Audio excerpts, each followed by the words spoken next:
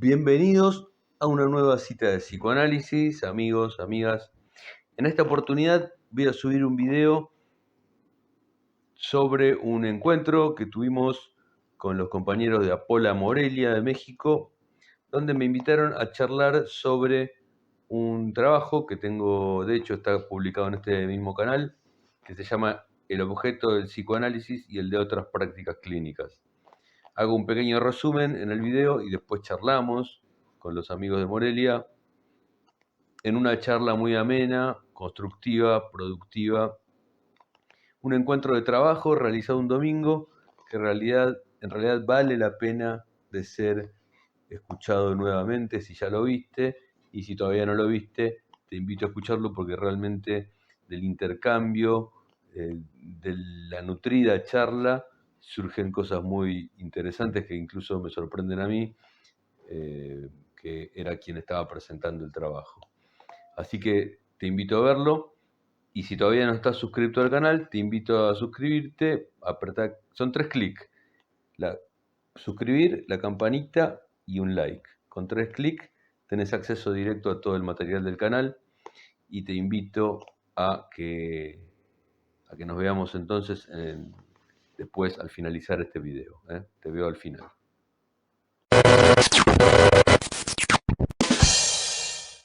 Buenas tardes a todas las personas que se están enlazando a esta transmisión en estos momentos y también a quienes lo vean en forma diferida. Yo me llamo Ricardo y mis colegas de la sede Apola Morelia me han pedido que modere esta reunión. Así que nuestra sede les da la bienvenida a nuestros compañeras, compañeros, colegas de otras sedes, asociaciones, etcétera, y en especial a nuestro invitado Ramiro Ariel Fernández, a quien presentaré en unos minutos. Solo para dar un breve contexto a la exposición de hoy, les comento que esta se está enmarcando en la vertiente teórica del trabajo de la sede 2021 y que incluye 2 módulos sobre el objeto A en el psicoanálisis de Lacan. En los últimos 3 meses, por ejemplo, hemos abordado aspectos básicos de la teoría de conjuntos, del álgebra en general y en Lacan, y una lectura del escrito La ciencia y la verdad. Entonces nos viene perfecta el texto y la exposición de Ramiro. Y pronto estaremos estudiando algo de la teoría de números de Frege, todo en el marco, ¿verdad?, de nuestro estudio alrededor de la función que desempeña el objeto A en el psicoanálisis. Y la presentación de hoy lleva como título Comentario y ampliación del texto sobre el objeto de estudio del psicoanálisis y el de otras prácticas clínicas. El texto al que se refiere es uno del propio Ramiro, muy reciente, ¿verdad?, del año pasado, y que está disponible al público en un video del canal de YouTube del propio autor, y que se llama Citas psicoanalíticas. Muy bueno, si no lo han explorado, muy buenos videos ahí. Y Ramiro nos está sugiriendo para esta presentación una estructura mixta, donde él va a leer algunas partes del texto. A mí me parece muy importante, ¿verdad? Si no, que aquellos que no lo han visto el video, que es realmente la lectura del texto, lo vean completo. Pero bueno, para hoy una lectura que haría él de algunas partes y lo mixto que podemos hacer ahí algunos comentarios, ¿verdad? Él va a digamos, a ver cuándo podemos hacer este diálogo. Y a continuación ya podemos abrir más en general a preguntas, respuestas, comentarios. Y le presento ahora sí a Ramiro. Ramiro Ariel Fernández, se graduó en psicología en la Universidad de Buenos Aires hace 19 años y además de otras formaciones en clínica psicoanalítica realizadas en diferentes instituciones porteñas. También realizó una especialización en clínica psicoanalítica en la UBA y desde hace 15 años mantiene una posición de investigación en psicoanálisis a la que él le gusta llamar posición investigante. Y desde hace 11 años acompaña el proyecto de hoy Apertura para otro Lacan, Apola, y anteriormente Apertura, con el objetivo de aportar al progreso del psicoanálisis. Así que, Ramiro, es un gusto muy grande tenerte con nosotros y adelante. Bueno, gracias. Hola, buenas tardes, ¿qué tal? ¿Cómo están? Bueno, como les contaba Ricardo, entonces vamos a comenzar con este comentario. Es un texto que yo escribí. El canal al que se refería a Ricardo se llama Citas de Psicoanálisis. ¿Sí? Un pequeño detalle para que lo encuentren si es que lo buscan y les interesa. Bueno, ahí está este texto leído, pero en fin, ahora voy a hacer un pequeño comentario. Es un texto que yo escribí para las jornadas que estaban planeadas, epistemología y psicoanálisis, el año pasado, en marzo del 2020. Estaban planeadas para marzo del 2020, unas jornadas de epistemología y psicoanálisis, que las organizaba una sede de Apola, una sede de la ciudad de La Plata, acá en Buenos Aires, y que, bueno, se interrumpieron, como ustedes saben, en marzo 2020 se expresó plenamente acá en Argentina la pandemia del COVID, con lo cual esas jornadas no se hicieron, no se llevaron adelante, ¿sí? Quedaron en suspenso. Llevan 2 años. Yo tenía este texto que había escrito que, digamos, releyéndolo ahora, noto que, digamos, es un condensado de todo lo que venía yo trabajando desde el año anterior, todo el 2019 por lo menos, formalmente, ¿no? Porque en realidad, digamos, ahora a medida que lo vaya comentando van a ver que también les voy a agregar comentarios sobre los puntos donde yo llego, digamos, las líneas que, bueno, en psicoanálisis podríamos decir que siempre es un continuo, digamos, la investigación. La investigación es un continuo, tal vez empieza cuando yo empecé a investigar desde este lugar y en línea con el programa de investigación de Apola hace estos 11 años. Quizás ahí empezó el trabajo sobre lo que hoy estoy diciendo. Y me parece, me movió llevar adelante este trabajo también porque para generar esta diferencia, ¿no? Me parece que es valiosa la distinción entre el psicoanálisis y otras prácticas clínicas con las que convive el psicoanálisis hoy, ¿no? Por distintos motivos, vamos a ir viendo, pero me parece que es muy valioso poder distinguir qué diferencia hay entre el psicoanálisis y las otras prácticas que ahora voy a mencionar, ¿sí? Porque si no, ustedes van a notar ustedes notarán seguro, ¿no? Que, digamos, estas confusiones se expresan en la pregunta, ¿qué es psicoanálisis, qué no lo es? Esa pregunta de esa persona que se atiende con un psiquiatra que que es psicoanalista también, y no entiende de qué se trata, qué es cada cosa, o que va a un psicólogo, pero que le dice que es psicoanalista y le dice que es de otra forma. Bueno, es toda una confusión, un embrollo tal vez, que uno lo escucha constantemente con los pacientes en la clínica y también con los colegas, ¿verdad? Entonces me pareció interesante aportar en esa diferencia. Voy a leer algunas partes del texto como para abrir luego a la charla, ¿sí? Así que si les parece, comienzo ya mismo a leerles algunas partes del texto. Dice así, comienza así. Es habitual comprobar que, a diferencia de otras prácticas o disciplinas, ante el psicoanálisis suele haber un conjunto de dudas respecto a su incumbencia, método y objeto, ¿sí? Por este motivo, procuraremos repasar cuál es el objeto sobre el que opera el psicoanálisis para diferenciarlo de otras prácticas clínicas bajo la consideración según la cual la rigurosidad de la definición del objeto de estudio produce un progreso en el campo disciplinar del que se trate. Cuanto más se define el objeto sobre el cual uno está operando, digamos, es esperable que eso produzca un progreso, un avance en la disciplina de la que se trate, ¿verdad? Y dice que lo que va a quedar como lo único valioso va a ser el oro puro del psicoanálisis.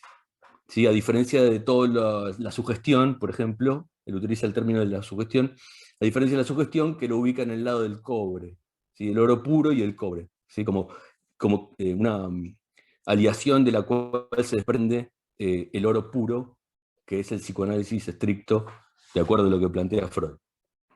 Perfecto. Bueno, acá en el texto luego hago como un repaso histórico, que no lo vamos a ver,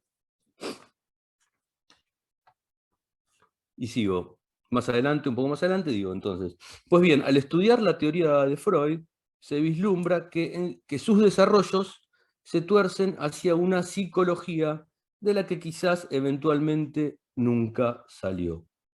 Hace poco, esto se relaciona, Rocío, con lo que hace poco presenté, que vos me comentaste, lo de entender que la obra de Freud, digamos, si bien funda el psicoanálisis al comienzo, que en los momentos donde trabaja con los significantes, que es el momento en el cual Lacan, digamos, al cual Lacan siempre se remite, al momento inicial, ¿sí?, de la obra de Freud. Luego podemos entender que, digamos, la teoría y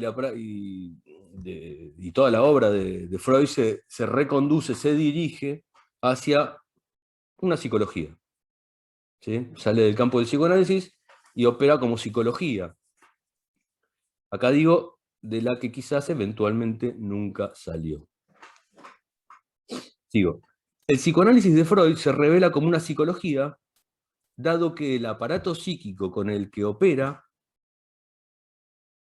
si bien afirma que está en un espacio ideal como el que se encuentra entre los lentes de un telescopio, ¿sí? Recuerdan que él afirma que él opera con un aparato psíquico que se encuentra en un espacio ideal, como el que está entre los lentes de un telescopio, lo dice en la interpretación de los sueños, si bien afirma eso, este reside dentro de un individuo, ¿sí? Problema que Lacan llama prejuicio paralelista. Lacan llama prejuicio, se lo pueden apuntar, después lo pueden googlear, buscar en las obras de Lacan, cuando habla del prejuicio paralelista al referirse a este problema en Freud, ¿no? A que él trabaja con un aparato psíquico ideal, pero que se encuentra paradójicamente dentro del individuo, ¿sí? Sigo. Los post-freudianos, continuadores de la obra de Freud, acentuaron el camino hacia la psicología, desvirtuando lo esencial de lo que puede hallarse en los primeros pasos freudianos, ¿sí? Esto ya lo sabemos, los post-freudianos son sobre los que Lacan, digamos, Lacan es un post-freudiano, solo que él critica a sus contemporáneos, se diferencia y retorna al psicoanálisis, ¿sí? Bueno, continúo. Fue necesario esperar hasta mitad del siglo XX para que Lacan pudiera denunciar este desvío, el de los postfreudianos, y rescatar el paso subversivo de Freud, que Freud expresó en la creación del psicoanálisis. ¿Sí? El paso subversivo que Freud expresó en la creación del psicoanálisis, fue necesario esperar hasta Lacan. Pero en este caso, produciendo una nueva teoría opuesta a la de Freud, en la que se distancia de los desvíos de la teoría freudiana por medio de una completa inversión, ¿no? Esto es lo que hace Lacan. Continuamos. Sin embargo, al parecer, la historia demuestra sus bucles una vez más, ya que los seguidores de Lacan, o por lo menos aquellos que tomaron las riendas del movimiento psicoanalítico, deshicieron el efecto subversivo de su teoría y enseñanza al fusionarla con los elementos psicológicos de la teoría de Freud, creando entonces lo que se ha dado en llamar freudo-lacanismo. Un oxímoron imposible de sostener, sino es a costa de degradar la invención lacaniana hasta el materialismo ingenuo freudiano. Bueno, perfecto. Todo esto, si están familiarizados con Apola, con el discurso de Apola, es decir, del psicoanálisis, tal vez ya lo conocen todo esto un poco. Los que no, después lo podemos charlar, si no. Entonces acá continúo con lo siguiente. Digo así en este texto. Recuerden que este es un texto que está escrito para una jornada, ¿sí?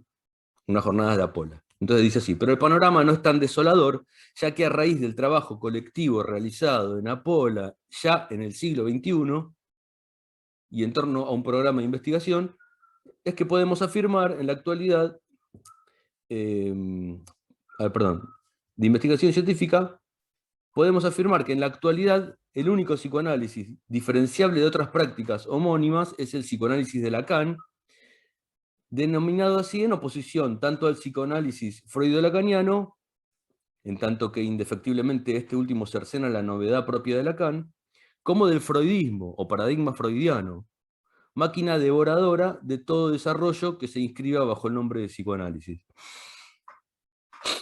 Lo que digo en este párrafo es que digamos, esta es una posición personal, ¿no? Que creo que Apola, lo que se produce, lo que se está produciendo en Apola, es esa marca, ¿no? Y lo más central, lo más importante quizás del comienzo del desarrollo de Apola es haber producido una diferencia, ¿no? Marcar una diferencia entre lo que es el psicoanálisis de Lacan puntualmente y los otros, ¿no? Que me parece que es lo que va a quedar, ¿no? La desambiguación. Me preguntan a mí, me parece que como punto central de la obra de Alfredo y del trabajo, por lo menos hasta el que está hecho hasta ahora, de Apola, incluso el nombre de Apola quizás va a quedar relacionado en el futuro, que el futuro existe, va a estar, va a llegar, cuando no estemos ninguno de nosotros. En ese futuro, quizás lo que quede relacionado al nombre de Apola es la desambiguación, ¿no? Me parece que es el mayor producto logrado, ¿no? La desambiguación de la obra de Lacan y la de Freud, puntualmente, y por consiguiente del freudo-lacanismo. Me parece que es un paso central ese, ¿no? Es como muy importante. Imagínense en el futuro, ¿no? Alguien que relea los desarrollos actuales. Bueno.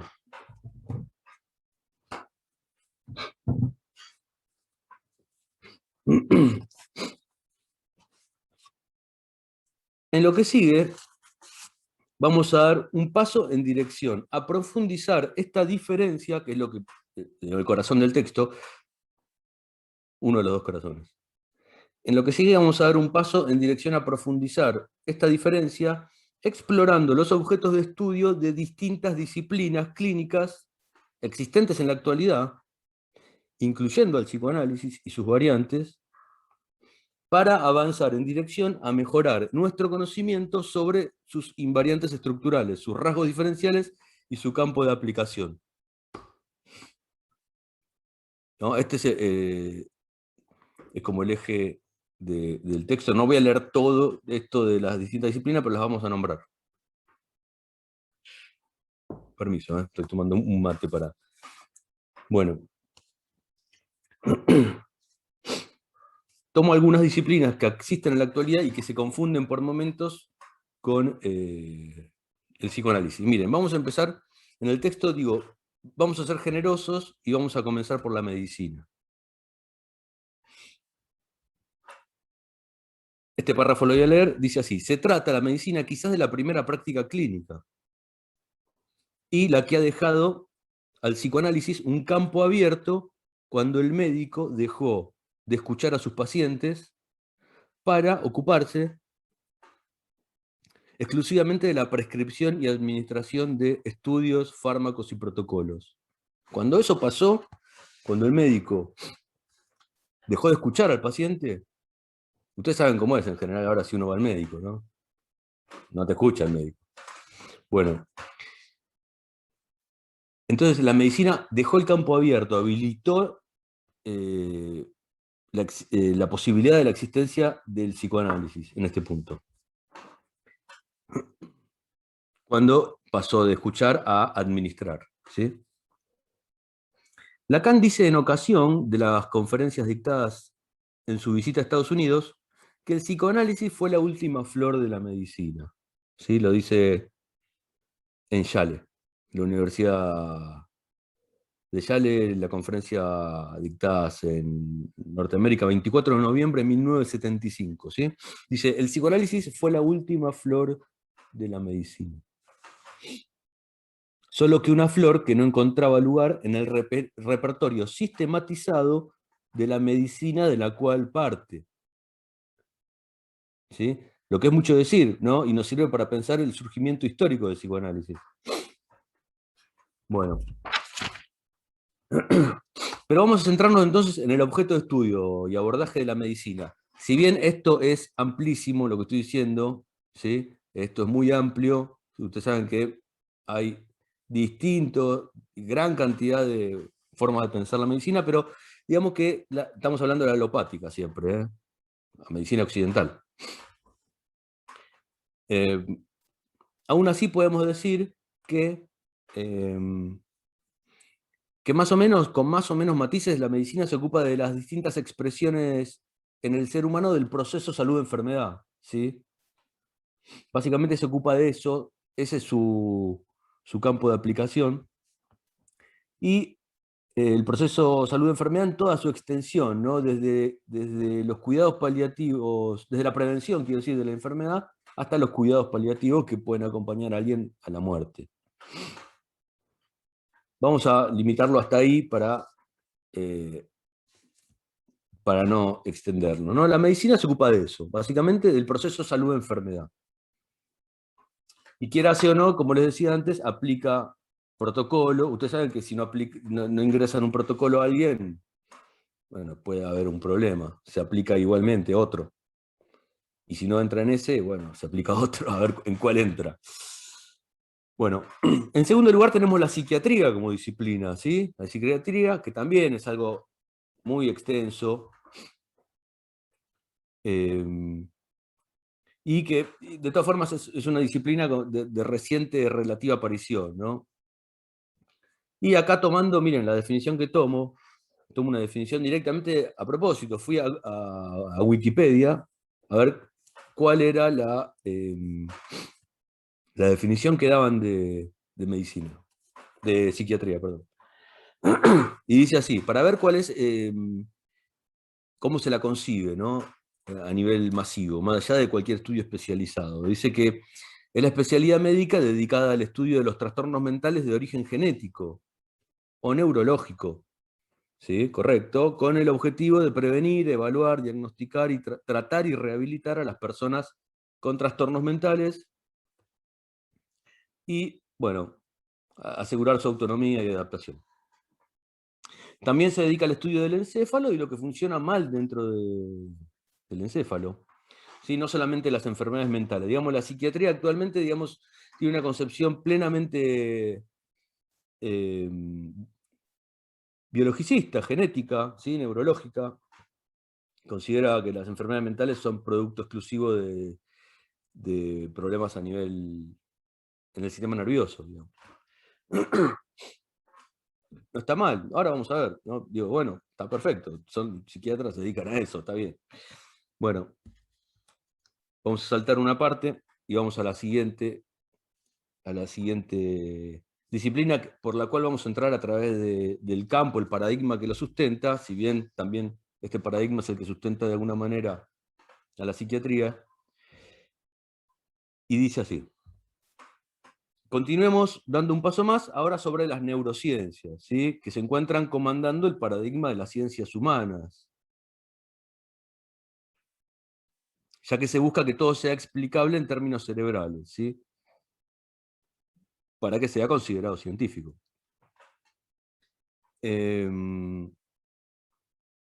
Error propio de la opinión común, materialismo biologicista en el que se apoyan gustosa la psiquiatría, la psicología y otras nuevas tendencias clínicas.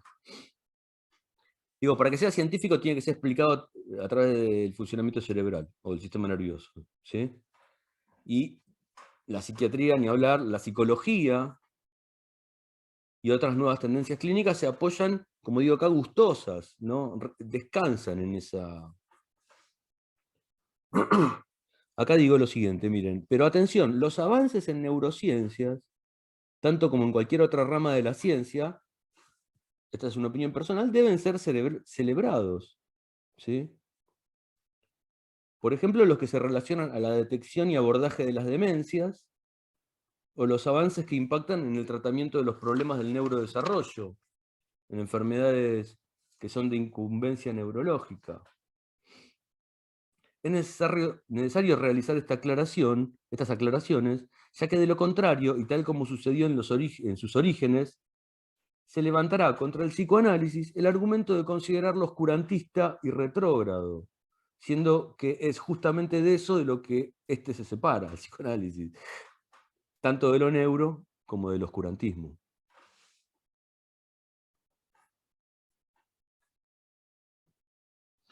O sea, la distinción, la diferencia del psicoanálisis con las otras disciplinas apunta también a esto, a entender que la disciplina, o sea, si yo tengo un familiar con una demencia, no quiero que lo atienda un psicoanalista, quiero que lo atienda un neurólogo o neuropsicólogo especializado en demencias. Es sencillo.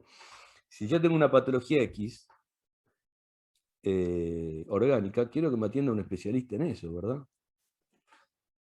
Después veremos cómo eso puede, digamos, pensarse, cómo puede pensarse el psicoanálisis en relación a eso. Pero, digamos, son disciplinas diferentes, cada cosa en su lugar, dice el dicho.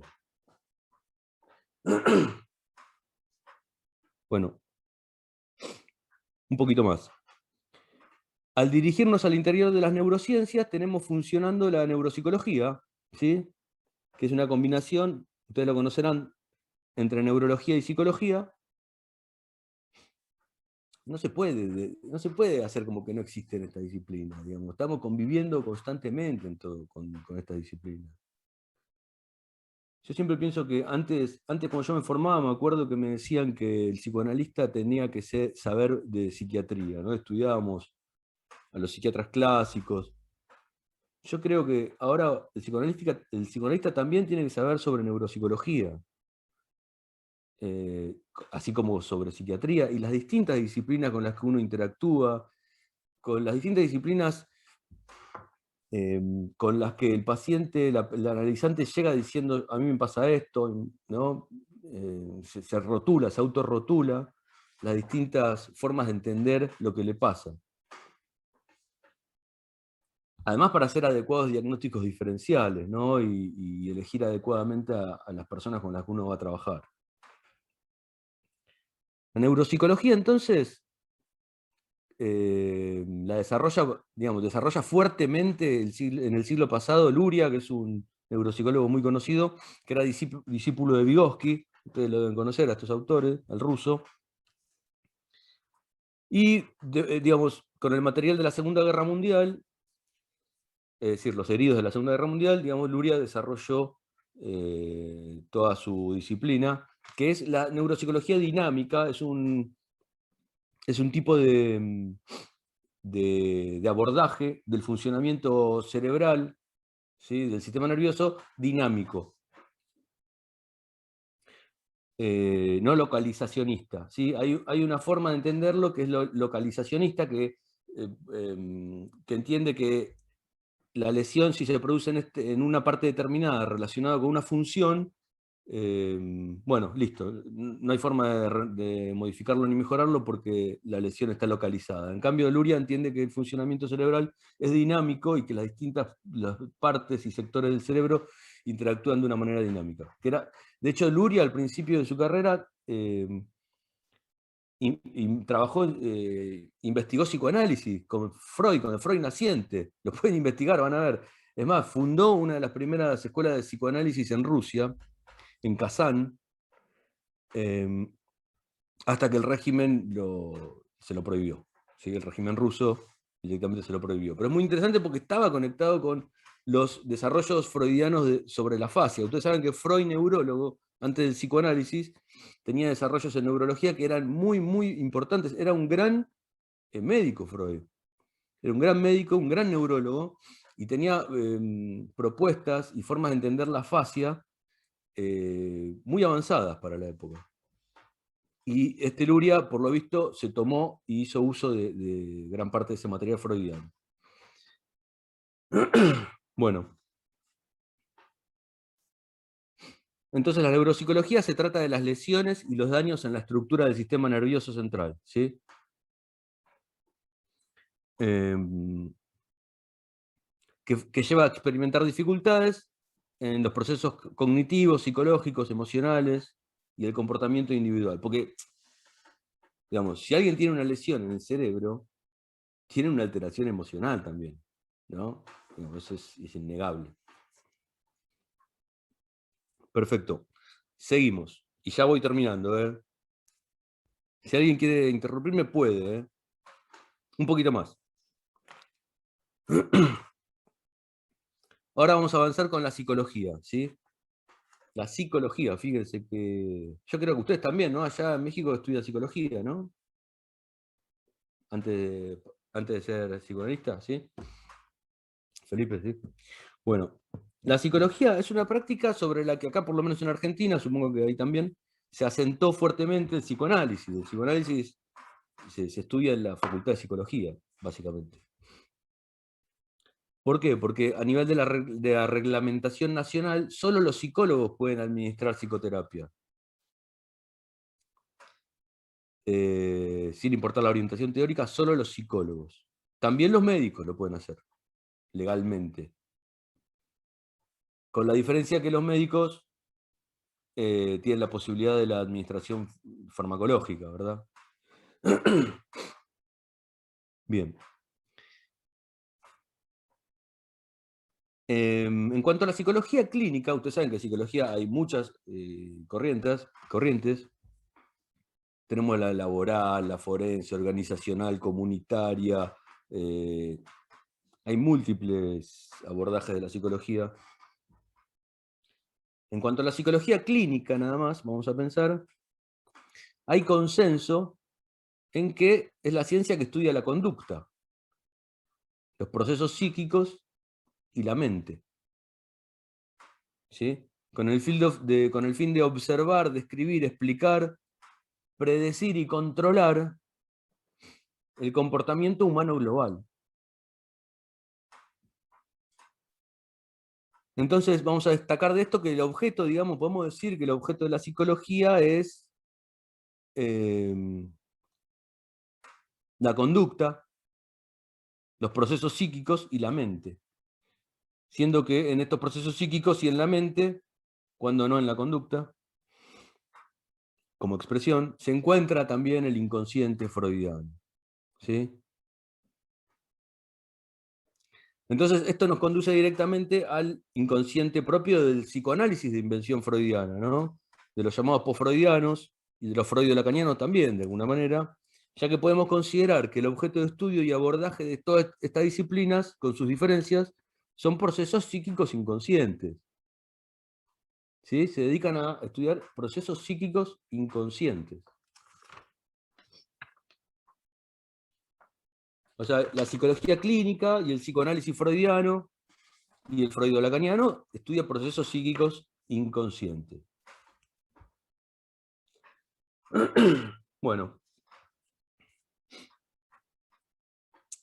Perfecto.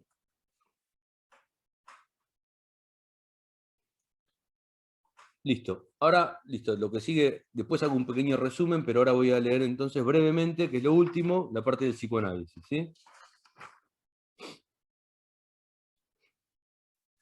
También, podemos poner una pausa, también, sigo. ¿Vamos bien? ¿Un comentario, algo? ¿No?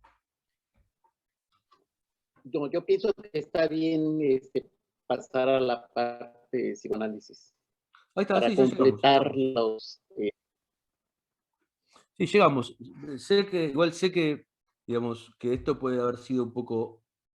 hay que remarlo, digamos, hay que llevarlo, pero bueno, es necesario porque justamente es lo que produce la diferencia, digamos. Si no pensamos brevemente en lo que consiste con lo que nos estamos oponiendo, digamos, no logramos la oposición. Entonces, indefectiblemente es un trabajo que hay que hacer.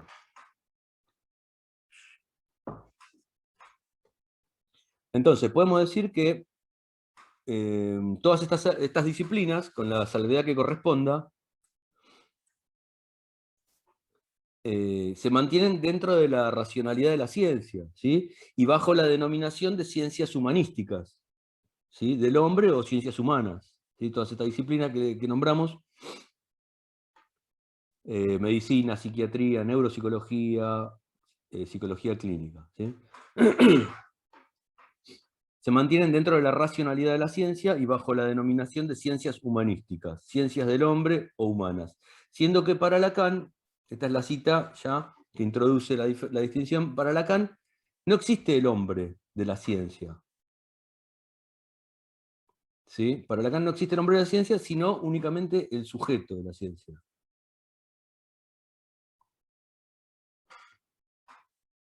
Para Lacan entonces no existe el hombre de la ciencia, que es con el que operan estas disciplinas. Estas disciplinas son ciencias humanísticas del hombre humanas y operan con el hombre.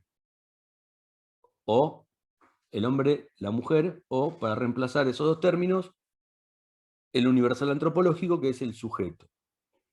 Pero entendido como universal antropológico. Lacan, que es lo mismo que decir el hombre o la mujer de la ciencia, ¿sí?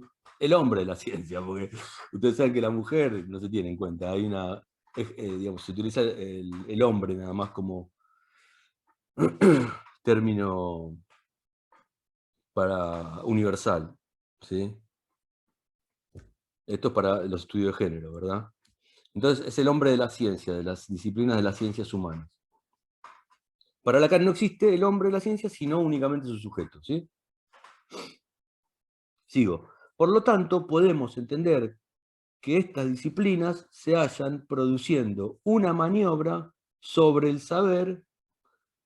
Voy despacio porque acá entramos en los terrenos difíciles. Esto que yo quiero evitar estos terrenos, digamos. Cuando uno empieza a enrevesarse con los términos, ya que el material es topológico, como se organiza, me interesa poder, por un momento y por fragmentos, aunque sea, que podamos pensarlo. Por lo tanto, podemos entender que estas disciplinas se hallan produciendo una maniobra sobre el saber que rechaza, desmiente o deniega el surgimiento de la verdad. ¿Sí? A mí me gusta, acá puse un pie de página, porque a mí me gusta siempre utilizar, además de entender la descripción de Lacan, la definición de que la verdad es medio dicha siempre, me gusta usar una que utiliza acerca de la causalidad psíquica, donde dice que lo verdadero es siempre nuevo, ¿no? Haciéndose las palabras de un autor, Max Jacob. Dice que lo verdadero es siempre nuevo. Entonces, podemos entonces entender que estas disciplinas producen una maniobra sobre el saber que rechaza el surgimiento de la verdad. Este rechazo de la verdad se produce en la sutura que se opera en aquello que paradojalmente emerge como el resultado de las exigencias que se le imponen a este mismo saber para que sea considerado científico. Voy de vuelta. Este rechazo de la verdad estaría entonces, se ejercería, el rechazo de la verdad se ejerce cuando se sutura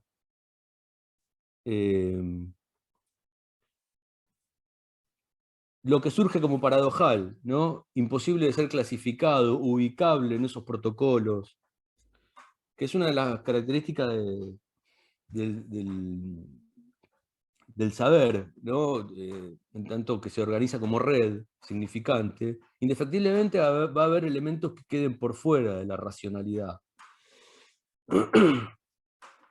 Entonces, cuando surge ese elemento paradojal, ya que al saber se le exigen determinadas características para que sea considerado científico, cuando surgen esos elementos que no pueden ser integrados, es donde se aplica la sutura y se rechaza el surgimiento de la verdad, ¿sí? Continúo. La ciencia moderna, según Lacan, entonces, se muestra definida por el no éxito, lo dice así, en la traducción por lo menos que tengo de Paidós, dice, la ciencia moderna se muestra definida por el no éxito del esfuerzo por suturar el efecto que produce el discurso científico, en tanto que es contrario a lo que se considera lo constituye como tal. Entonces, la ciencia moderna la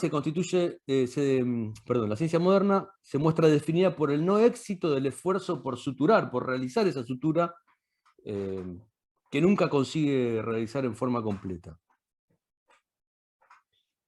El psicoanálisis de Lacan, entonces, trabaja con el sujeto de la ciencia,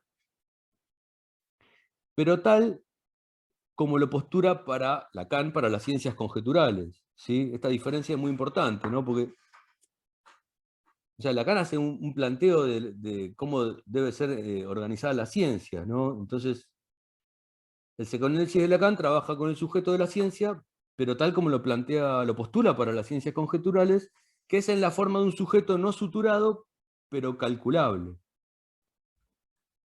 No suturado, pero calculable.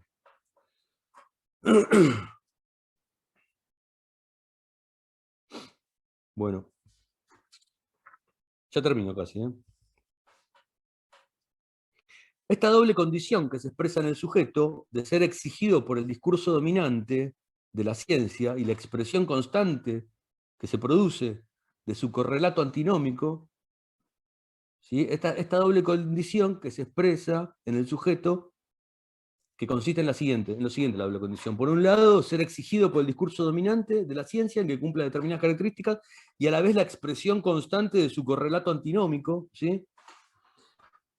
Produce un malestar que se moldea de acuerdo a las tendencias que las variables de la época imponen, ¿verdad? Pero produce un malestar esa tendencia, esa cuestión opuesta que les acabo de mencionar. Dicho malestar puede ser abordado por cualquiera de las disciplinas que mencionamos recién, ¿sí? Este malestar que produce el sujeto de la ciencia puede ser abordado por cualquiera de estas disciplinas, pero indefectiblemente estas disciplinas van a buscar adecuar ese malestar a sus propios esquemas de comprensión, ¿sí? Por medio de la concepción, de la acción sobre un sujeto que lo entienden como completo, como racional, y con un objeto definido como tal, ¿no? Sin fisuras y con resultados variables en cada caso. Es decir, uno puede tener una persona X puede expresar un malestar efecto del sujeto de la ciencia, es decir, trabajable, tramitable, abordable por el psicoanálisis, y aún así puede ir a cualquier otra disciplina a que sea remediado. Y solo estoy hablando de la disciplina científica. Recuerden que esto fue escrito para una jornadas de epistemología y ciencia, porque también hay un montón de otras disciplinas que no son científicas que también dan respuestas al malestar, ¿sí? Que ahí es para hacerse un festín, digamos, ¿no? Pero bueno, hay un montón de otras disciplinas que no son científicas que también dan respuesta. Entonces, alguien puede padecer, va al psicólogo, al psicólogo no advertido de esto, va al neurólogo, va al médico, lo que sea, y alguna respuesta le van a dar forzando de alguna manera que ingrese en alguna cuadrícula. Bueno, entonces, habiendo realizado ahora sí este pequeño recorrido, y siguiendo a Lacan en La ciencia y la verdad, podemos decir que esto más que nada es lo que yo, es la lectura que propongo del objeto del psicoanálisis, ¿no? Me parece que habilita a equivocar un poco si el objeto del psicoanálisis es el objeto A. Uno podría decir, el objeto del psicoanálisis es el objeto A. Correcto, podemos charlarlo, de hecho para eso estamos. Yo creo que no es así, que no es el objeto A el objeto del psicoanálisis. Bueno. Música.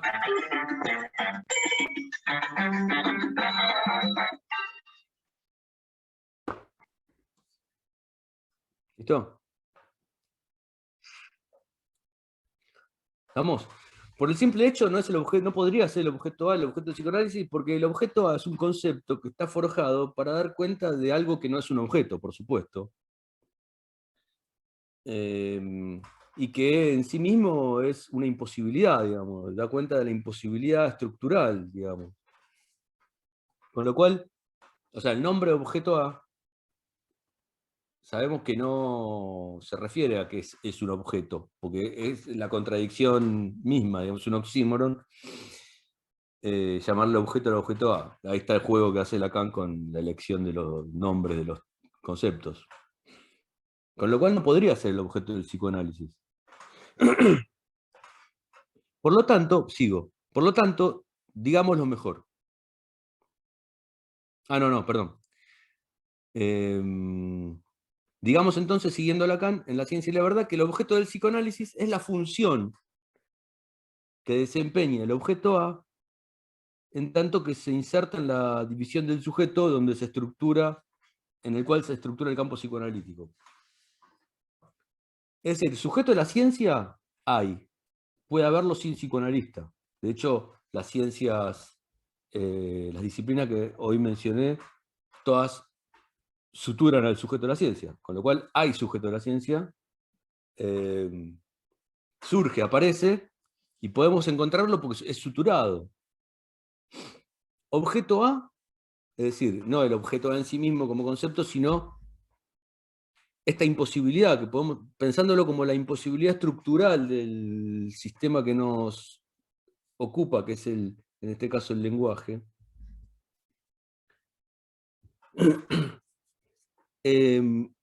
también lo podemos encontrar en otras disciplinas. De hecho, bueno, ustedes saben que en matemática, lógica, son los que efectivamente producen, Lacan utiliza para dar cuenta de una manera isomorfa del objeto A. Y, bueno, es, digamos, es central en la existencia de la ciencia, lo que hace al objeto A. Pero, ¿qué pasa? O sea, no hace falta que haya psicoanálisis para que estos dos elementos, digamos, estas dos formas, estas dos operatorias, el sujeto de la ciencia y el objeto A, funcionen. Solo que a mí me parece que el objeto del psicoanálisis es justamente esa función, la función que el objeto A produce sobre la división del sujeto puestas a funcionar, manteniendo al sujeto no suturado. O sea, o sea, reunir estos dos elementos y el objeto del psicoanálisis es cómo funciona eso. Cómo eso puede tener efectos, cómo eso puede ser utilizado con los fines que son los del psicoanálisis, los del proceso analítico. ¿Sí? O sea, no es ni el sujeto ni el objeto. Por eso el sujeto es dividido y el objeto es objeto A. Entonces, me parece que esa es ese es el objeto del psicoanálisis, ¿sí? A diferencia de las otras disciplinas. Y esto se puede ver en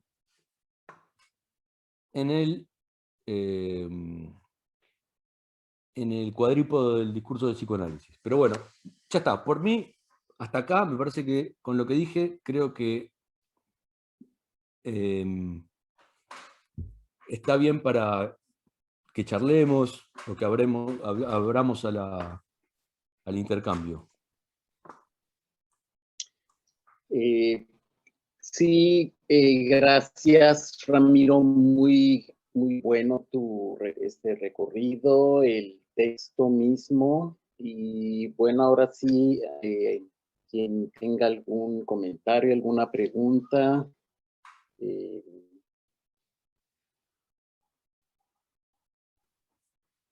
Yo tenía una que ya Ramiro contestó, así que no la voy a ¿La puedo repetir, ampliar? A ver cómo es. porque Sí. ahora, sí, bueno, es justamente lo que está en el mismo texto y que tú dijiste, ¿no? Sobre esto de el de cómo las otras disciplinas, cómo este malestar es abordado por las disciplinas que mencionaste al principio, y ahora ya diste como el ejemplo, ¿no? Digamos, o cómo se expresan esas adecuaciones del malestar. Por ejemplo, tú mencionaste, alguien va al neurólogo y alguna respuesta le van a dar, porque es lo que hacen estas disciplinas, ¿no? Entonces mi pregunta era, cómo, precisamente cómo se expresan, cómo las ves tú, cómo se expresan estas adecuaciones del malestar, Mm. digamos, en el, no sé si ahora, ya que ¿no? seguimos con esto, no sé si, por ejemplo, cómo se expresaría, o cómo lo ves expresarse en el freudolacanismo, ¿no? Sí. O No, en el bueno, Freud, no sé, no necesariamente en la psicología, ¿no? También. sí, el freudolacanismo entendido como las disciplinas que se encolumnan básicamente en degradar al psicoanálisis de Lacan hacia mixturándolo, digamos, fusionándolo con la teoría freudiana. ¿No? En el freudolacanismo, de alguna manera, esa sería eh, el punto en el que operan de esa manera. En tanto, se conectan, degradan la teoría lacaniana hacia el freudismo. Y en el freudismo, como les decía, digamos, podemos considerarlo como una psicología, básicamente, en tanto que, en último término, trabajan con un inconsciente, con pensamientos inconscientes, que están relacionados son parte de una persona, finalmente. Ujú. Eh, y ahí es donde se produce el efecto de sutura, ¿no? Digamos, quizás por el desconocimiento, quizás por el desconocimiento eh, o la diferencia, digamos, la diferencia con el trabajo que puede ser realizado desde un trabajo, desde una perspectiva del psicoanálisis de Lacan, porque me parece que la principal diferencia es esa, ¿no? Que en el psicoanálisis de Lacan no se trabaja sobre personas, sino que si bien se trabaja con una persona que viene, eso ¿no? Es innegable, digamos, y está por delante el bienestar de esa persona,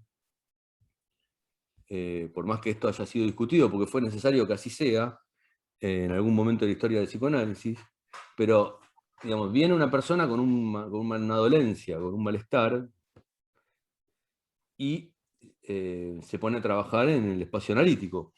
Por supuesto que es una persona, pero el psicoanalista de orientación lacaniana de Lacan, digamos, la orientación de Apola, yo entiendo que la diferencia que hace es que interviene y trabaja sobre el material, es decir, sobre el significante. Y es a partir de ahí que se produce una diferencia, ¿no? Con las leyes que impone el significante, que sabemos cuáles son, y manteniendo al sujeto en un estado de apertura, no suturado.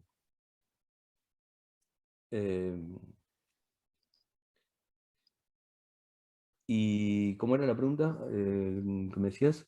¿Alguna otra cosita me habías preguntado sobre esto? Porque me perdí, a ver.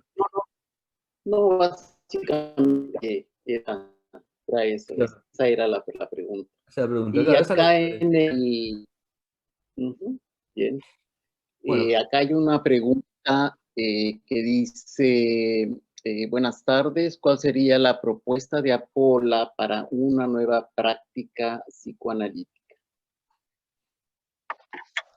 eh, la propuesta de Apola para una nueva práctica psicoanalítica. Bueno, Ujú. la propuesta de Apola. Esa sería la propuesta de Apola, que consiste en generar una diferencia entre el psicoanálisis de Lacan. Digamos, no se puede explicar eso en 2 palabras, pero hay un audio ahí que me está haciendo ruido. ¿Lo puede silenciar alguien, por favor? Que está... Ahí está. Ahí está ya. La Gracias. propuesta de Apola tiene que ver con el psicoanálisis de Lacan, ¿sí? Generando una diferencia con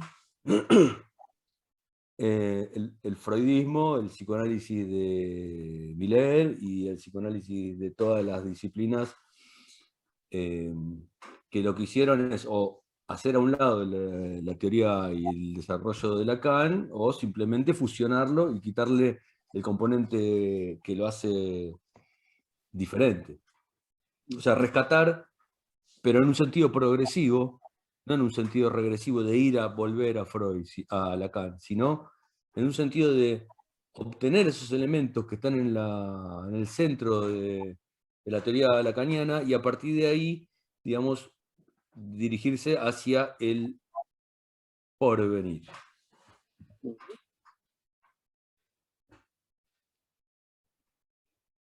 Bien, ¿alguien más que tenga Ahí Mariana una Núñez pregunta.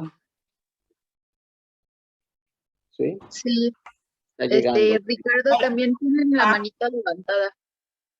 Eh, Sí, Sergio y Felipe, y después creo que fue Mariana. Y adelante. ya. Es que fíjate que no las veo aquí, en mi pantalla no me... Y también hay una del chat, entonces no sé si ¿Podemos empezar quienes con levantaron Mariana, que la tengo acá, Ricardo? Sí. ¿Cómo? Sí. ¿Empiezo? Mariana, está bien. Sí, si quieres. Gracias, Ramiro. Muchas gracias por tu exposición. A mí especialmente me preocupa mucho, ha sido un tema de interés en mi práctica y ahora en este acercamiento muy gozoso, la verdad, a la postura de Apola, es el tema de la ética en psicoanálisis. Y me parece que con esta diferenciación que tú vas haciendo, queda clarísimo para mí. Me siento con más posibilidades de argumentar a favor de el trabajo de Lacan y esta posición nueva, este otro Lacan. Cuando tú hablas de la posición que se tiene frente al malestar o al sufrimiento, y cómo este puede ser abordado desde diferentes disciplinas, lo que cambia ahí es justo, me parece, la posición que se tiene frente al saber. Al saber de justo de esta, me parece, de esta persona que llega en una situación de padecer, de sufrir, y lo que hace la diferencia es que estas otras disciplinas, la psicología y estas otras, dan por sabido, ¿no? Lo que le sucede a la persona, ¿no? De antemano ya hay, digamos, un listado de síntomas y de recetas de cómo hay que actuar frente a este malestar. Y bueno, evidentemente ahí queda suturado, suturada la posibilidad del saber, ¿no? Y yo creo que por ahí es por donde pasa la ética del psicoanálisis. Y ya nada más para terminar mi participación, hay una cita en la clase 2 del seminario 13 que me parece fantástica, que es, se las voy a leer rápidamente. Dice, es en lo que todo fracaso no es, no como se les ha enseñado y como se continúa creyendo en ello, a saber, al nivel más rampante del pensamiento analítico, todo fracaso no es forzosamente un signo negativo. El fracaso puede ser precisamente el signo de fractura, donde eso marca la relación más estrecha con la realidad. Que, bueno, yo lo pensaría con la verdad. con ese saber no sabido. Y yo creo que ahí estaría la clave de la ética que plantea Lacan. Eso si nos da tiempo, pues sí me gustaría que pudieras ahondar un poco más en eso, Ramiro. Muchas gracias. Bueno, gracias a vos, Mariana. Sí, lo que te puedo decir ahora es básicamente que eso está condensado en el cuadrípodo del discurso, el matema del discurso del psicoanálisis, y me parece que, digamos, que tiene mucho valor justamente porque logra hacer condensar, digamos, esto que estás diciendo y permitir que sea transmitido, digamos, ¿no? Ahí donde ubica en el lugar de la verdad al saber, en el, en el cuadrípodo. ¿Viste que en el cuadrípodo del psicoanálisis el S2, que es el saber, está en el lugar de la verdad? Efectivamente, porque es de la verdad de lo que se trata el psicoanálisis. Y en este caso la verdad es un saber no sabido. De eso es de lo que se trata, de un saber que se entiende que es no sabido. Y por eso va a ocupar el lugar de la verdad, desde donde, digamos, comanda e impacta en el discurso del psicoanálisis sobre lo que cumple la función de semblanza, de semblante. Hay una traducción que es semblanza para semblante, que es el lugar de la gente donde va a ubicarse el objeto A.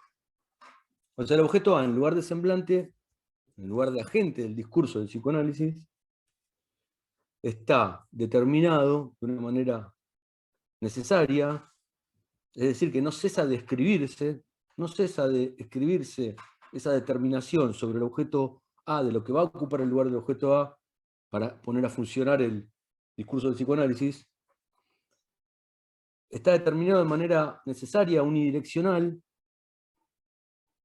y inmodificable, porque el lugar de la verdad en los discursos, al lugar de la verdad nada llega, no hay ningún vector ni ninguna influencia que llegue sobre el lugar de la verdad. Ahí, en ese lugar de la verdad, es donde va a ubicarse el saber no sabido. El saber entendido como no sabido, con la particularidad además, que además de ser considerada como lo nuevo, la verdad, es también siempre medio dicha, que es, creo que, donde reside también una vez más el cuidado por no cosificar ese término, en este caso saber no sabido, no hacer que sea algo también con una consistencia inamovible, ya que la verdad siempre es medio dicha nada más, únicamente es posible ser medio dicha.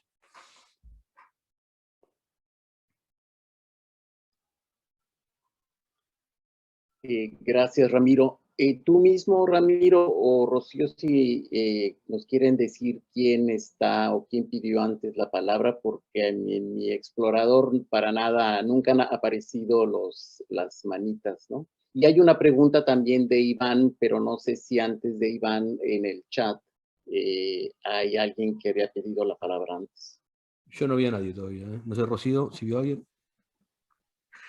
Sí, está Alex, adelante, Alex. Hola, ¿qué tal, Ramiro? Alex, Buen ¿dónde día. estás? No tengo mi imagen, no ando en muy buenas condiciones. Okay, no hay problema. Bueno, decías esto de que el objeto A no es el objeto de estudio del psicoanálisis, en lo cual de alguna manera concuerdo, ¿no? Hay un texto de Roberto Harari, del Seminario 11, justamente, en donde propone o menciona ¿no? Lo propone es como su lectura de ese seminario 11, de los 4 conceptos llamados fundamentales, ¿no? Lo que dice él es que el psicoanálisis en ese seminario para Lacan no sería como que tuviéramos un objeto de estudio uno, ¿no? Sino que estos 4 conceptos fundamentales, entre comillas, lo que nos interesa de ellos es la interacción de ellos y cómo la interacción entre estos producen otras cosas también, ¿no? Es decir, entre ellos, en ponerlos en relación, se genera nuevos conceptos, los cuales al tener la estructura cuaternaria, como pasa en muchos esquemas de Lacan, o en todos, le quita la idea de la importancia de uno, como la cuestión del significante, ¿no? Sí. Es decir, si no están estos 4 elementos, si no están 3 de estos 4, el que queda solo no es el objeto, por decirlo así, ¿no? O no sería como el concepto principal, sino a diferencia de algunas ciencias, o de la mayoría de las ciencias, el objeto no sería uno, sino que iría en la relación de ciertos conceptos que tenemos. Es un poco lo que dice Harari. Me gustaría saber un poco qué piensas de eso. Sí, me parece que está en línea con eso. Esto que estaba destacando yo en este fragmento de La ciencia y la verdad, ¿no? Que me da la impresión que Lacan hace eso justamente, en esa misma línea, que ubica que el objeto del psicoanálisis es la función del objeto sobre la división del sujeto, que es la que determina el campo. Digamos. Está todo el tiempo, siempre, me da la impresión que Lacan siempre está ubicándose, pisando afuera, en el espacio vacío, digamos, busca el espacio, lo inmaterial, el espacio vacío, y trata de correrse del peligro de quedar sujeto a una definición estricta, digamos, muy propia de la ciencia. A mí me gusta pensar en las ciencias sociales, que hay un concepto que es el de la estabilidad o la inestabilidad de los conceptos. En ciencias, yo estuve leyendo sobre análisis de discurso en ciencias sociales, cuando un concepto no aparece definido de la misma manera en distintos lugares, en distintos autores, se lo considera inestable y se lo hace a un lado, ¿no? Sí. O se lo considera básicamente inestable, lo que le quita seriedad, posibilidades de uso. Y justamente lo que pasa en Lacan es que parece ser que él se ocupa de que sus conceptos sean todos inestables, digamos, que siempre son definidos de manera diferente, aun cuando se refieran a lo mismo, digamos, ¿no? Digamos, su camino está tan claramente definido que le permite hacer este trabajo que es el que cuando uno no está advertido, produce que cuando uno empieza a estudiar tal vez a Lacan,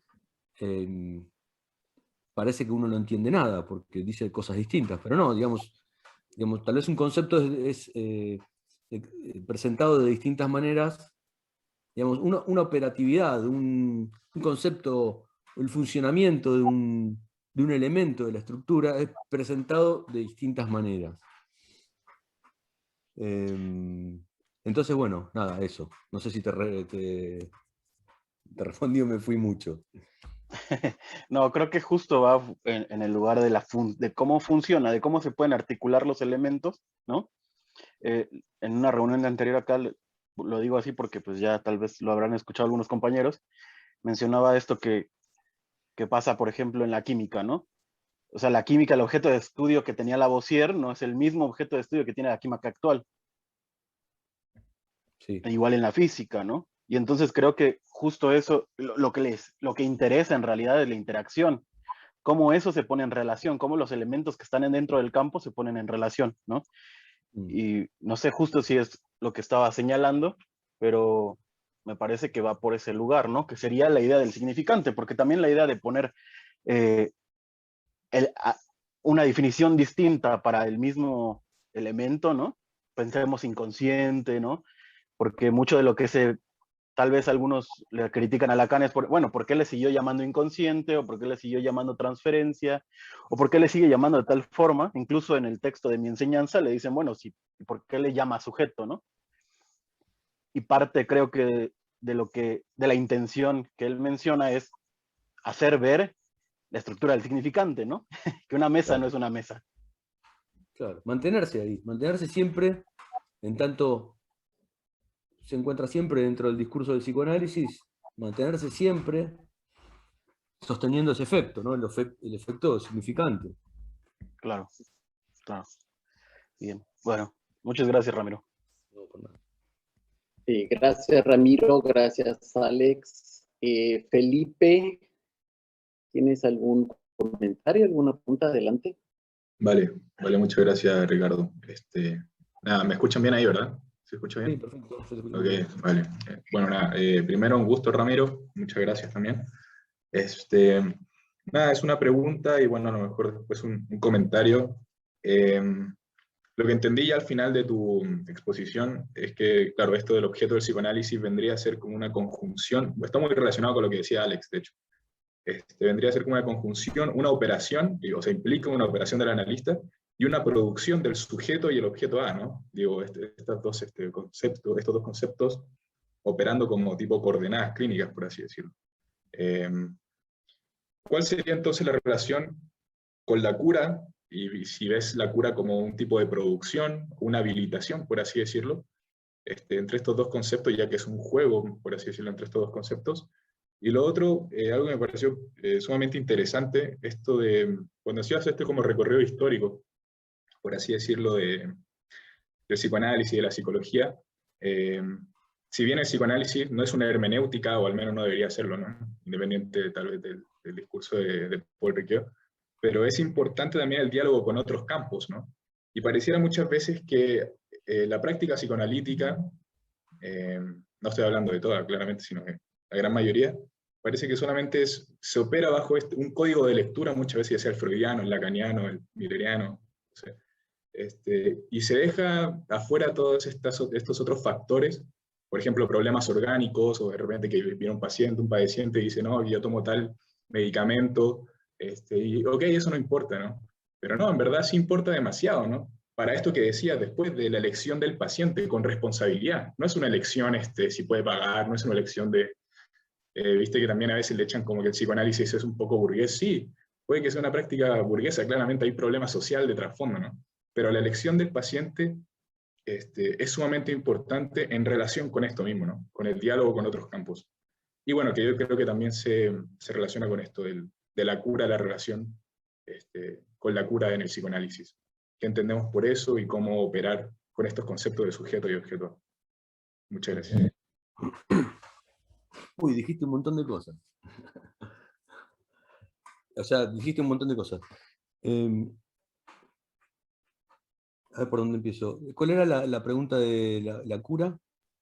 Sí, la primera era como esto de ver el objeto del psicoanálisis como una relación, una conjunción y operación y producción del sujeto y del objeto A, y la relación de esto con la cura, cómo vendría, cómo viene Bueno, la cura. Sí. Sí. A ver por dónde empiezo. Es un posicionamiento el que ocupa el psicoanalista. Acá en Argentina, seguramente ahí pasa igual. Acá yo hice una carrera, ahí mencionaba en el resumen hice una carrera de especialización en clínica psicológica de orientación psicoanalítica en la Universidad de Buenos Aires, que es una facultad donde el psicoanálisis, digamos, el psicoanálisis es moneda corriente. Sin embargo, debe pasar igual en todos lados, lamento decirlo, porque sé que es doloroso, pero el psicoanálisis no existe en realidad, formalmente. Digamos, en esta carrera, en la Universidad de Buenos Aires, la universidad estatal más importante, digamos, les exigieron a los directivos que pongan, que le llamen a la carrera, que es claramente de psicoanálisis, pero que le llamen especialización en clínica psicológica, de orientación psicoanalítica, les permitieron. Pero es psicológica. De hecho, la persona que viene, a no ser que sea alguien del medio, viene un paciente potencial, un padeciente, como decís, a hacer una consulta a un psicólogo o al clínico que sea. Entonces, uno puede decirle, no, uno puede decir, no, yo soy psicoanalista, no recibo ese tipo de demandas, busque un psicólogo. Uno puede decir, venga, recuéstese y hábleme como analizante. Y la persona decir, no, espere, no quiero. Le quiero contar esto. O me pasa tal cosa. Yo busco un psicólogo, no me quiero acostar. No sé qué es eso que me está diciendo. Y uno puede decirle, no, acuéstese y asocie libremente. Tampoco es así.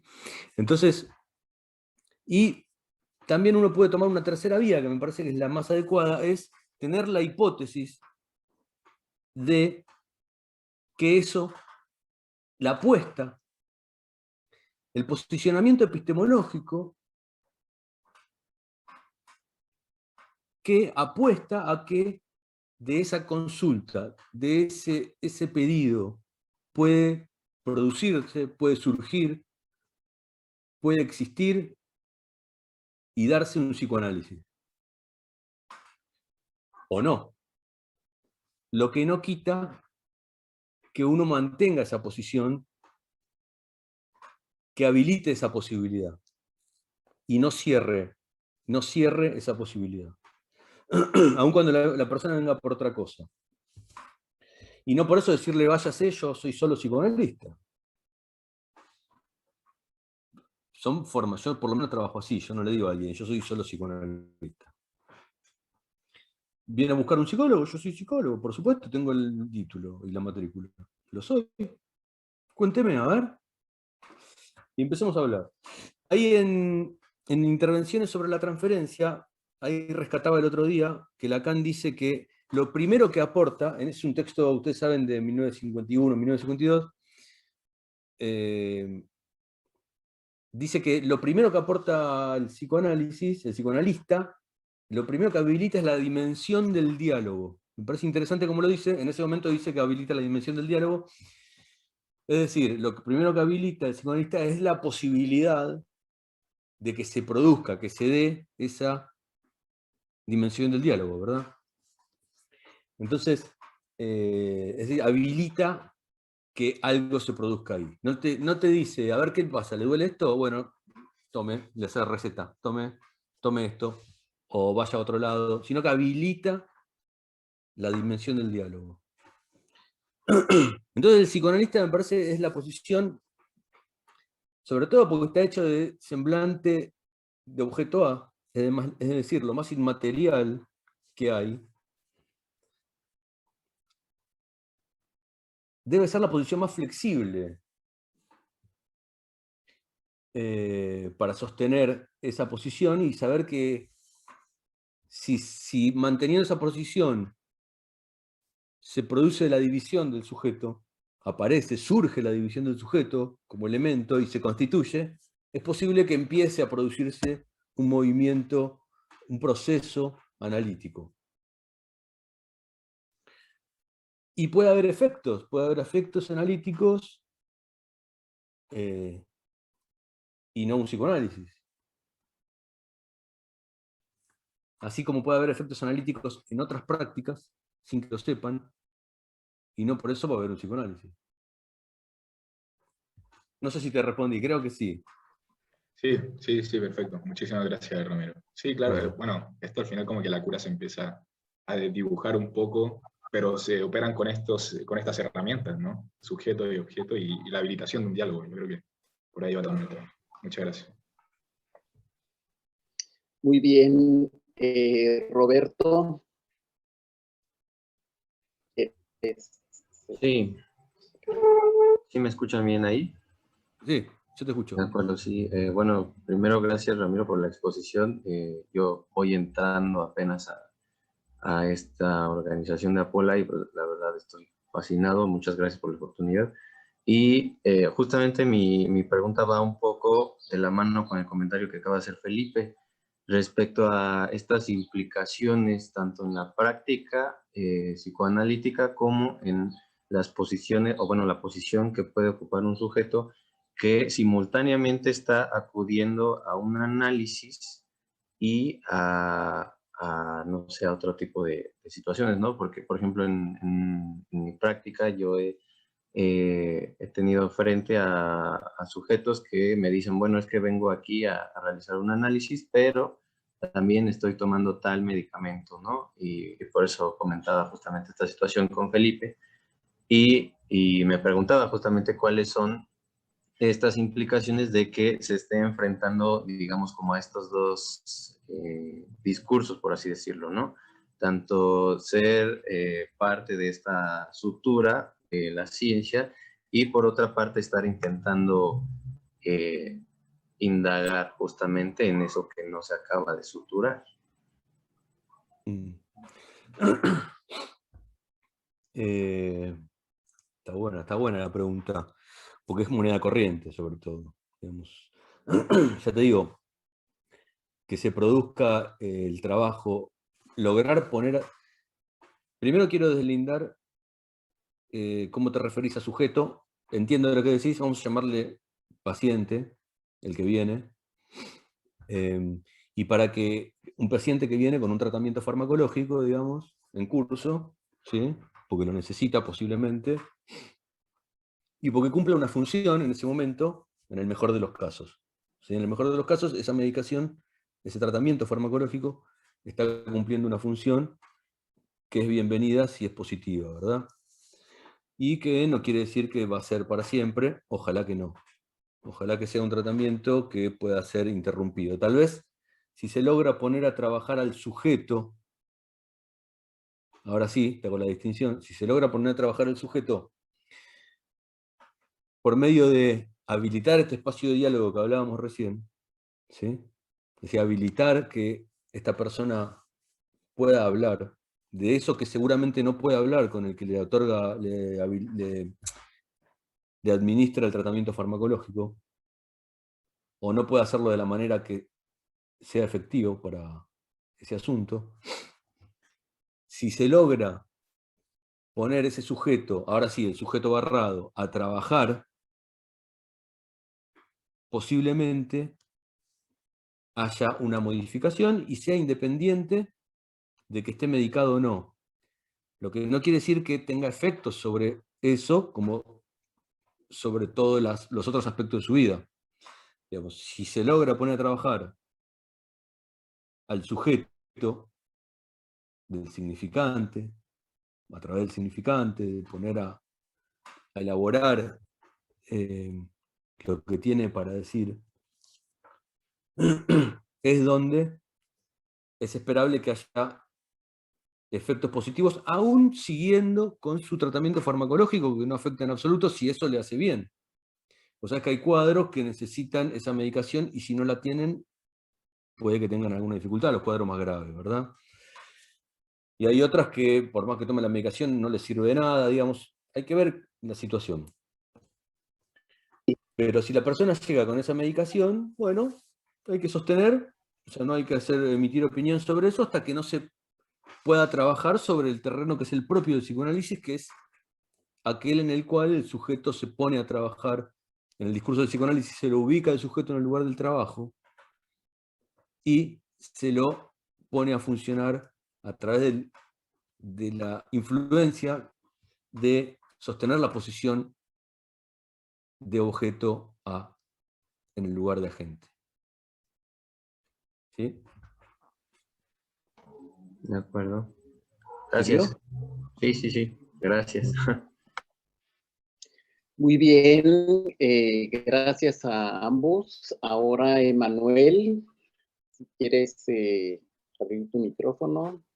Sí, Muy bien. ¿me escucha bien? Sí, perfecto. Hola, hola Ramiro, muchas gracias por la exposición.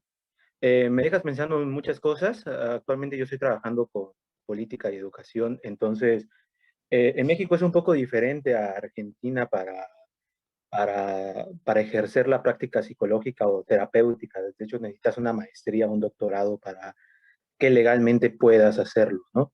Pero te quería preguntar si es necesario que un psicoanalista tenga que haber pasado por el lugar de la psicología para en algún momento ser psicoanalista, ¿no? O hacer psicoanálisis.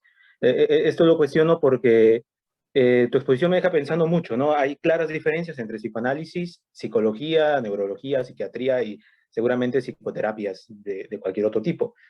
Al menos en México, el psicoanálisis creo que es lo que menos se estudia, al menos en mi universidad y en donde he trabajado, psicoanálisis hay 5%, cognitivo-conductual, humanismo, gestalt, el 95% restante.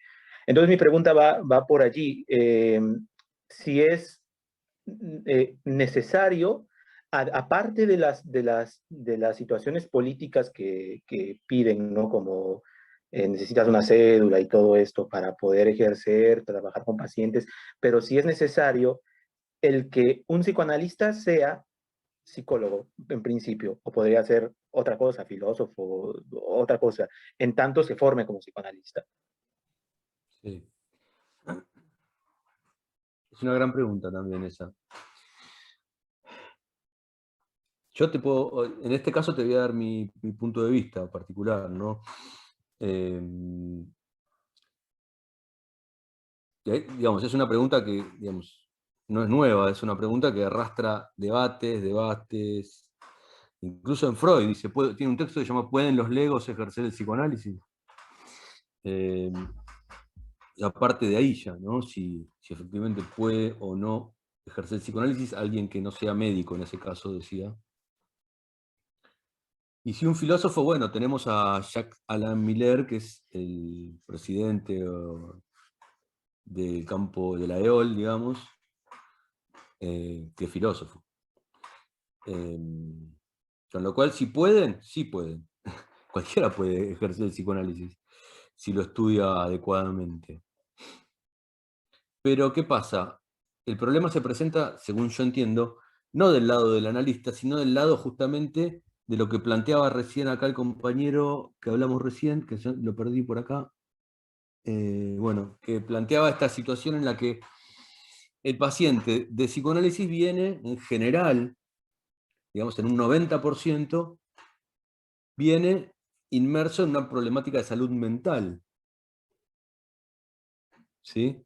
Es una problemática de salud mental, con lo cual está tomada la problemática en el campo de la salud y en la consideración estatal, digamos, podemos llamar en la lógica de la salud pública, podemos decir. Por eso, con otros tratamientos anteriores o con una dolencia y una demanda dirigida a un profesional de la salud. El 10% al que me refiero es el 10% que puede ser considerado profesionales que quieren analizarse o que quieren pensar cuestiones o resolver algo y que acuden directamente a un psicoanalista, ¿sí? Porque quieren hacer psicoanálisis. El resto busca un profesional de la salud, según entiendo. Me parece que en ese 10% entra el que puede ir a ver a un psicoanalista filósofo o a un psicoanalista de cualquier otra disciplina. Porque lo que busca es un trabajo analítico sobre algo que cree que amerita ese trabajo. El resto está dentro del campo de la salud. Por lo tanto, a mí me parece que sí es importante tener un conocimiento porque en salud, y como decía al principio, ¿no? Conocer de psicología, conocer de psiquiatría, conocer de neuropsicología, conocer también de qué van las terapéuticas alternativas, no científicas, ¿no? Yo creo que el psicoanalista, el que pretende ocupar el lugar de psicoanalista, tiene que saber sobre todo esto un poco. Sí, ¿alguien habló? Así que, sí, me parece que teniendo en cuenta entonces tu pregunta, si querés atender al 90% de las consultas que te van a llegar, es conveniente tener alguna formación en salud. Si no, si vas a atender solo ese 10% que te va a consultar por una cuestión en búsqueda de psicoanálisis, no hace falta. Gracias, Ramiro. Muy bien. Voy a leer una pregunta que tiene Iván en el chat, pero igual, Iván, si quieres complementarla y con el micrófono abierto, bienvenido, ¿no? Dice Iván, hola, ¿podríamos pensar que el psicoanálisis de Apola puede llegar a ser una teoría científica? Y de ser así, ¿qué implicaría que se le considere científico? Uy, qué pregunta. Rocío, me parece que Rocío puede responderla mejor. Pero esto es un debate ese, ¿no?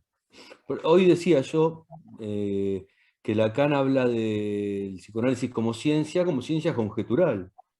El problema se da cuando se trata de que el psicoanálisis opere como una ciencia tradicional, en el sentido que, según entiendo, Aristóteles le llamaba ciencia tradicional a la ciencia. El otro día en Facebook alguien tenía en un grupo de psicología, preguntaba ¿qué terapia me recomiendan? En un grupo de psicólogos, ¿no? El que participo, me preguntaba ¿qué terapia me recomiendan? Y alguien decía hacé psicoanálisis que X. Y otro salta atrás y le decía, te recomiendo mejor que hagas alguna terapéutica con, ¿cómo es que decía? Con validación científica de los resultados, ¿no? Buscar una terapia comportamental o cognitivo-conductual, alguna que sea validada científicamente, le decía la persona, ¿no? Y bueno, el psicoanálisis... a ver, ¿qué pasa con esta respuesta? Con esto que le decía a esta persona, le decía, busca una terapia validada científicamente. Lo que sucede con esto es que la validación científica siempre opera en función de unos parámetros determinados. Por fuera de esos parámetros queda un campo de imposibilidad para esa validación, siempre, en cualquier disciplina, que es lo que habilita la posibilidad del desarrollo de la ciencia. Si fuese suturada, digamos, esa posibilidad, digamos, si fuesen completas las respuestas a todo, no habría movimiento, ya está, tendríamos la respuesta a todo y seríamos planetas, como dice Lacan. Entonces, es una trampa pensar en que una psicoterapia tiene validación científica. La puede tener, pero eso no quiere decir que deje por fuera un campo de fenómenos, digamos, llamémosle, que no sean incluidos, que no logre abarcar esa disciplina. Y el psicoanálisis, tal como lo entendemos, lo plantea Lacan, en tanto ciencia conjetural y en tanto hoy decíamos que trabaja con un sujeto no suturado pero calculable, y en función de cómo lo plantea Lacan como reverso de otro discurso, y bueno, y en línea con lo que decíamos hoy que hace Lacan de estar todo el tiempo en los elementos no estables, digamos, de la estructura, sino siempre en las relaciones, el psicoanálisis va a trabajar con eso que es desechado por esa validación. que es justamente lo que le va a producir el malestar a la persona, justamente eso que no le da respuesta, no logran darle respuesta desde la validación científica tradicional. Entonces es desde ahí donde el psicoanálisis es efectivo, tiene estructura de ciencia, porque se maneja con los mismos elementos, solo que con aquello que la ciencia no logra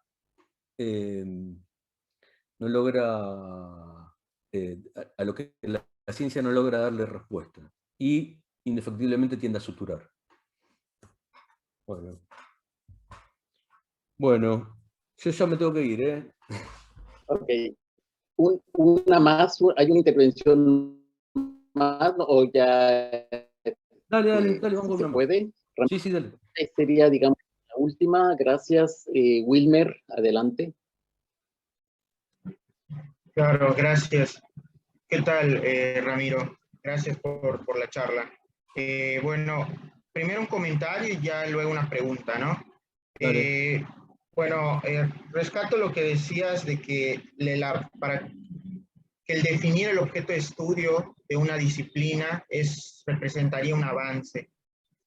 Y a mí me dejó pensando, bueno, esto que comentó un poco Alex, ¿no? De que, por ejemplo, si el objeto de estudio del psicoanálisis no es algo, no es uno o no es algo único, sino que es producto de la relación entre los conceptos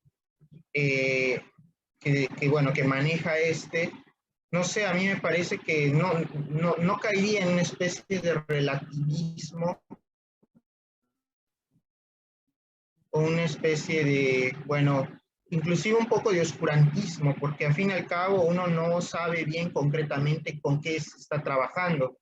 Y si bien es cierto que las ciencias han mutado o han cambiado su objeto de estudio a lo largo del tiempo, de todas formas sí hay una cierta estabilidad, sí hay una estabilidad en lo que es el objeto que estudian. Y si el psicoanálisis fuera una excepción a eso, pues entonces nos estaríamos de nueva cuenta separando de las otras ciencias, porque el psicoanálisis siempre ha tenido la fama de siempre la excepción a las otras disciplinas. Entonces yo creo que el psicoanálisis sí podría tener un objeto de estudio estable, al menos, bueno, dependiendo del paradigma dominante de la época, como sería en este caso la teoría de Lacan. Sabemos que primero dominó el kleinismo y después ahora Lacan o bueno, querríamos pensar que Lacan, ¿no? Pero bueno, realmente es el millerismo el que está dominando. Pero bueno, eso es otro tema. Vaya, que hay una cierta estabilidad en el objeto de estudio. Y ahora sí mi pregunta, cuando decimos que la función, que el objeto de estudio del psicoanálisis es la función del objeto A sobre esta falta que produce en el sujeto y todo esto, ¿cómo lo podríamos transmitir para que sea un poco más, transmisible, valga la redundancia, para que pueda ser entendible por otras disciplinas y que no quede siempre en el ámbito tan abstracto, tan confuso, tan oscuro? Y yo estaba pensando si podría ser, bueno, esta falta en ser que se encuentra constante en la teoría de Lacan, porque la falta en ser lo vemos en relaciones distintos conceptos en la teoría de Lacan. La sola definición del significante, el de ser del deseo, ya con la sola noción de no hay otro del otro, el sujeto supuesto saber también implica la falta en ser. Entonces, me parece que la falta en ser es algo que se encuentra constante en la teoría de Lacan, su antifilosofía, de hecho, la antiontología. Entonces, no sé si eso pudiera ser esta función del objeto A en relación al sujeto, ¿no? Justamente el producir una falta en ser.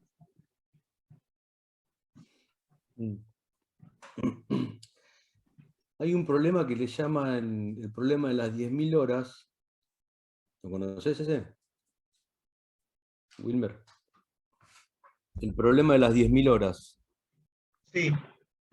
¿Lo conocías? No. Dicen que para estudiar, para poder, digamos, cualquier disciplina científica, manejarla más o menos requiere de 10.000 horas de estudio. Y aplica para cualquiera, ¿no? Digamos, para el psicoanálisis también, digamos. Y de hecho se distingue de cualquier disciplina como, de las otras disciplinas, en realidad como cualquier disciplina se distingue de las otras. No es una redundancia, digamos, ¿no? Porque ahí le decía, estaban en el seminario 20, estaba Jacobson en el seminario 20, y estaba Lacan hablando de la